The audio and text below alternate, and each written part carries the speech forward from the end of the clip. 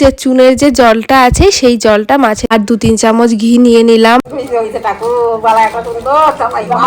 একটু হনুমান চালিসাটা।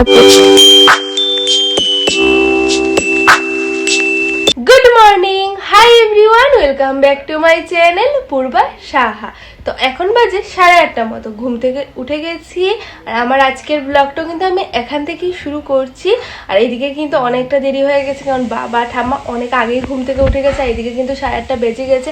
ওদেরকে আমার এখনও চা টিফিন এই সমস্ত কিছু দেওয়া হয়নি। তো যাই, আমি তাড়াতাড়ি করে ওদেরকে সব কিছু দিয়ে দেই। আর তার আগে সবাইকে বলি হ্যাপি হোলি। আজ হচ্ছে হোলি। হোলি নিয়ে কিন্তু এবার আমার তেমন কিছু প্ল্যানিং নেই, কারণ মাও বাড়িতে নেই। আর কালকে যখন আসি অভিজিতের বাড়ি থেকে নিমন্ত্রণ খেয়ে, তখন রাতে কিন্তু আমার প্রচণ্ড শরীর খারাপ করে জ্বরও আসে।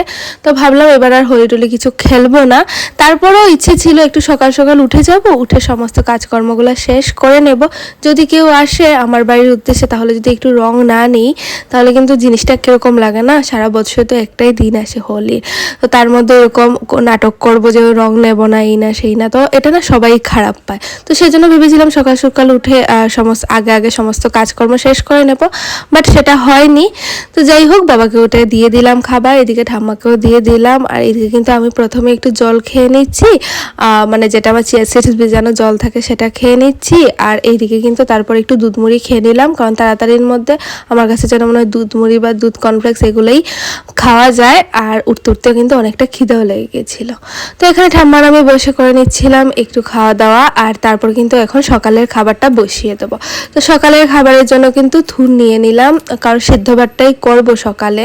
থুরের একদম ভেতরে যে অংশটা থাকে সেটা বের করে নিলাম। আর তার সাথে কিন্তু এখন দিয়ে দেবো সেদ্ধতে আলু, আর আলু সেদ্ধ আর থুর সিদ্ধ, এটা দিয়েই আজকে সকালের খাবারটা হবে। তার সাথে তো ঘি থাকবেই, কারণ সকালে তাড়াতাড়ির মধ্যে সিদ্ধ ভাত ছাড়া আমার আর কিছুই মনে হচ্ছে না যে কী করতে পারবো। তো সে কারণে কিন্তু এখন সিদ্ধ ভাতটা বসিয়ে দিচ্ছি।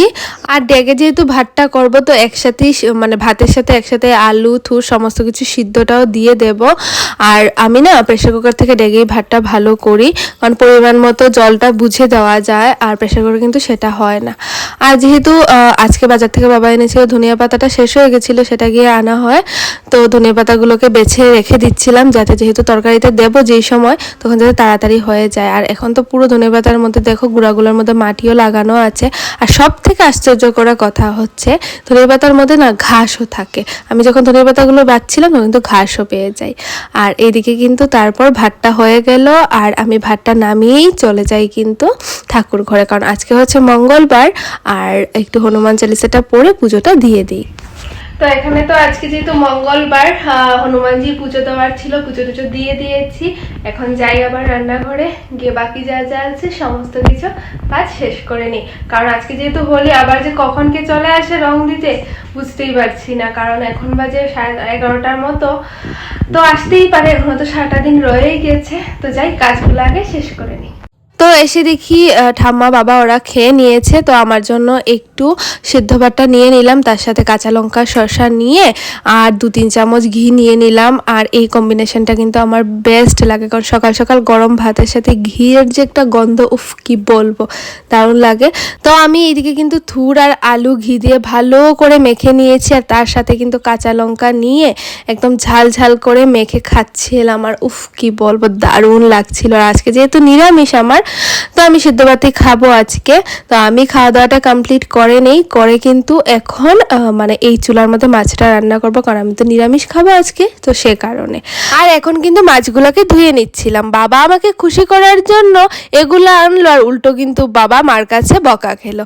কি হয়েছে বলো তো, মা যখন থেকে গেছে না, তারপর থেকে আমার যেই টিফিনটা ভালো লাগে, আমি যেই মিষ্টিটা খেতে ভালোবাসি বা আমি যেটা খেতে ভালোবাসি, সেটাই বাবা আনছে। কারণ আমি ঘরে সব কাজ করছি, প্লাস মাও বাড়িতে নেই। আর সবসময় দেখছি ছোটোবেলা থেকে, মা যদি বাড়িতে না থাকে, বাবা কিন্তু আমার পছন্দের জিনিসগুলা এনে দেয় আমাকে, যাতে আমার মন খারাপ না হয়। ঠিক আছে, তো সে কারণেই কিন্তু বাবা এই মাছটা এনেছে, যেহেতু আমার এই মাছটা খুব ফেভারিট খেতে, সে কারণে।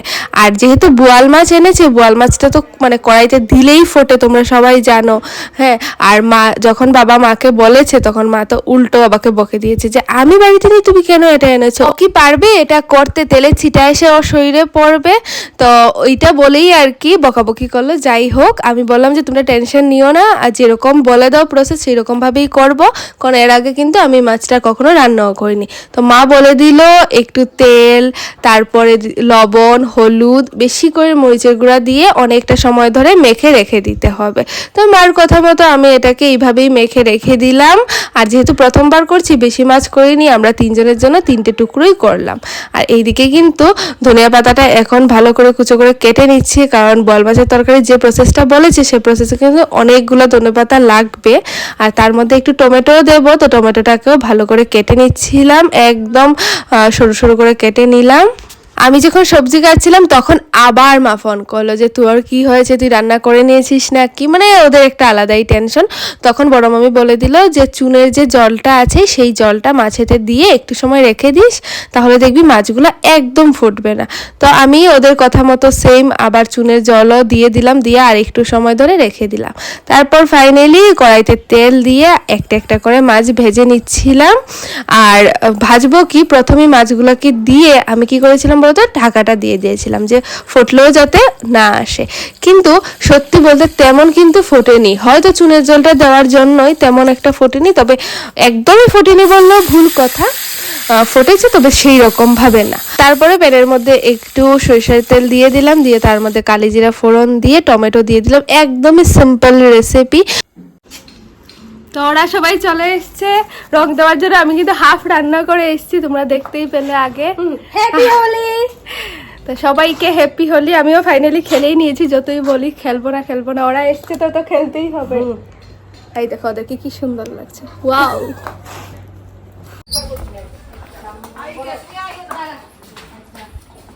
এই করে গেছে আমার অবস্থা। জুবিতারা এসে আর দেখতে দেখো, এই হচ্ছে আমার রান্না। এখনো কিন্তু পুরো রান্নাই হয়নি, এই যে এদিকে রান্না চলছে।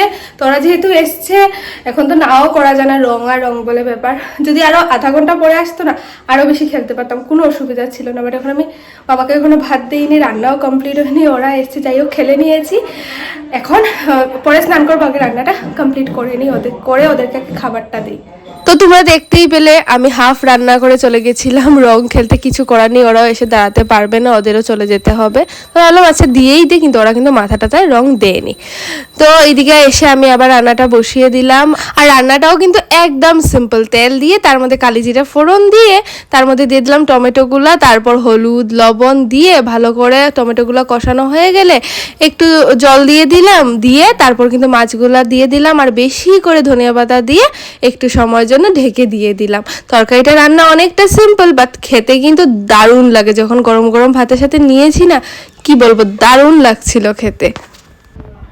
ভেবেছিলাম তো এবার আর রং টং খেলবো না, কিন্তু জুবি জয়শ্রী আসলো, এসে কিন্তু রং মাখিয়ে দিয়ে গেল। তো ভাবলাম রং যেহেতু মেখেই নিয়েছি, তো আর কাকিমুনি তারপরে বোনদেরকে ওদেরকেও দিয়ে দিই। ওরা কিন্তু ডেকে গেছে, বাট আমি দরজাও খুলিনি, বেরোইও নি। তো এখনও দেখলাম এখনও ওরা রং মাখানো অবস্থায় আছে, তো ভাবলাম ওদেরকে একটু রং দিয়ে দিই। রঙই তো না, কেউ মন খারাপ করিয়ে লাভ নেই। আর আমি কিছুটা কিন্তু ধুয়ে নিয়েছিলাম হাতের মুখের, কারণ এগুলো ধুয়ে তারপরে বাকি রান্নাটা কমপ্লিট করে ঠাম্মাকে বাবাকে ভাত দিলাম। এখন আর আমার কোনো কাজ নেই, পুরো ফ্রি হয়ে গেছে, এখন যত ইচ্ছা রং খেলবো। তো চলো এখন বাড়ি থেকে বেরোই। এবার যেহেতু মা নেই, তো রঙও বেশি কিনা হয়নি, 2 প্যাকেটই শুধু নিয়েছি, কারণ মাই সব থেকে বেশি রং খেলে। মাকে তো কত মার ফ্রেন্ডরা এসে ডেকে যাচ্ছে, সবাইকে বলছি মা বাড়িতে নেই। যাই হোক আমি 2 প্যাকেট রং নিয়ে নিয়েছি, আর এখন যাচ্ছি সবাইকে আবার রং মাখাতে।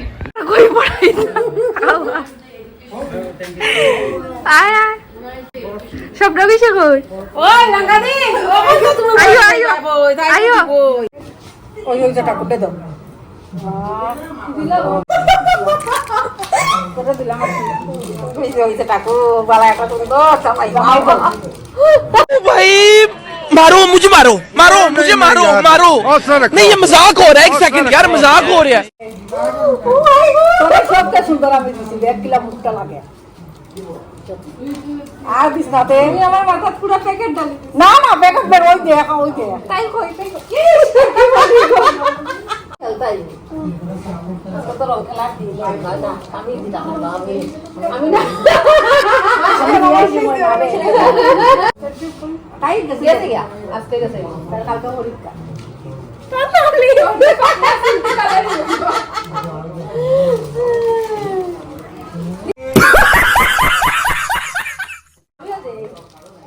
এটা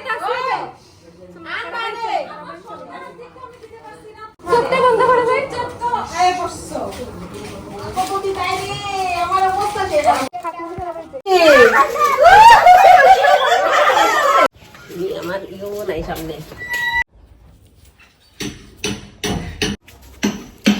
পুরো বাড়িয়ে শুধু রং আর রং, মানে সবাই যে রং দিতে এসছে না, তো সারা বাড়িয়ে রং পড়েছে। তো আমিও ওদের সাথে সবার সাথে রং টং খেলে চলে এসেছি বাড়িতে। আর তেমন কেউ না, পাড়ার কাকুমনি জেঠিমুনি ওদের সাথেই সবার সাথেই রং খেলেছি, বোন টোনের সাথে। তো খেলে চলে এসেছি, আর এখন এগুলোকে তুলবো, একটু ফ্রেশ হব। তো চলো আগে রং টং তুলে স্নান টানটা সেরে নিই। তো স্নান টান করে তো চলে এসেছি, আর চুলগুলোকে একটু ড্রায়ার দিয়ে শুকিয়ে নিয়েছি, কারণ 4:30 বেজে গেছে। আর এখন যদি জল থাকে পুরো সারা রাত্র, তাহলে কিন্তু জ্বর চলেই আসবে। তো চুলটুল শুকিয়ে নিয়েছি। তো চলো এখন একটু রেস্ট করব। আর আমার আজকের ব্লগটা আমি এখানেই শেষ করছি। দেখা হচ্ছে নতুন একটা ব্লগে। ততক্ষণ সবাই ভালো থেকো, সুস্থ থেকো, বাই।